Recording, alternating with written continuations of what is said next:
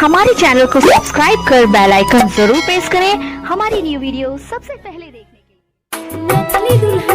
हम दीवाना छियो हमारा देश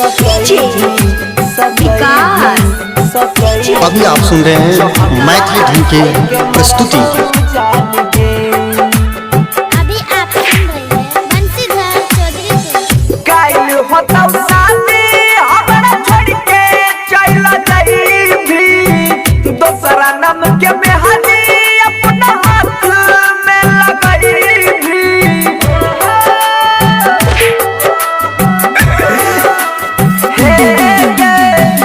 कायल होता साथी हमरा छोड़ के चल जाई भी दूसरा नाम के मेहंदी अपना हाथ में लगाई भी।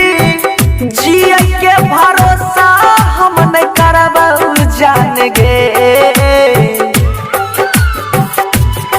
हम दीवाना छियो गे हम दीवाना छियो हमारा जे सतई भी जहरिया खाई के मरब जान गे हम दीवाना छियो हमारा जे सतई भी जहर खाई के मरब जान गे। विकास अभी आप सुन रहे हैं मैथिली धुन की प्रस्तुति।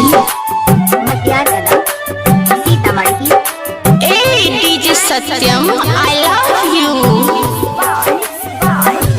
हाँ किस्मत में हमारा लिखल रही न जान गे झूठे हमार सपना झूठे सजल यार मान गे। हाँ किस्मत में हमारा लिखल और रही न जान गे झूठे हमार सपना झूठे सजल यार मान गे। पढ़ के गजादारी बन गेले मान गे कहरी हो जान मानरी हो भगवान गे खून के आंसू आँखी में रगड़बहु जान गे। हम दीवाना छियो गे हम दीवाना छियो हमारा जे सतई भी जहरिया खाई के मरब जान गे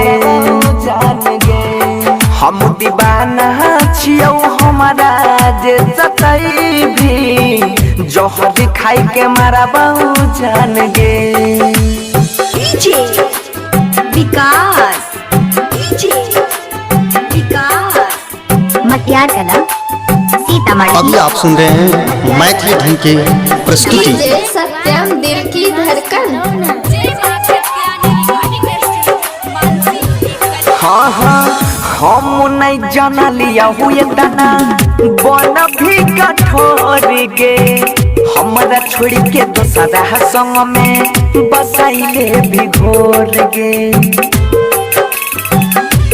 हाँ हम नहीं जाना लिया हुए दाना बन भी कठोर गे हमरा छोड़ के दोसरा संग में बसाइले भी घोर गे। खोइन रही क्रिया के माथा पर हाथ गे जन्म जन्म रहबै बनसी के साथ गे सुधीर के बोलिया हमें न परबहु जान गे। हम दीवाना छियो गे हम दीवाना छियो हमारा जे सतई भी जहरिया खाई के मरब जान गे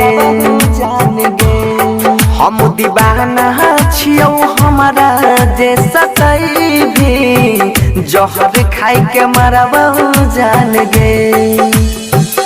अभी आप सुन रहे हैं मैथिली धुन की प्रस्तुति।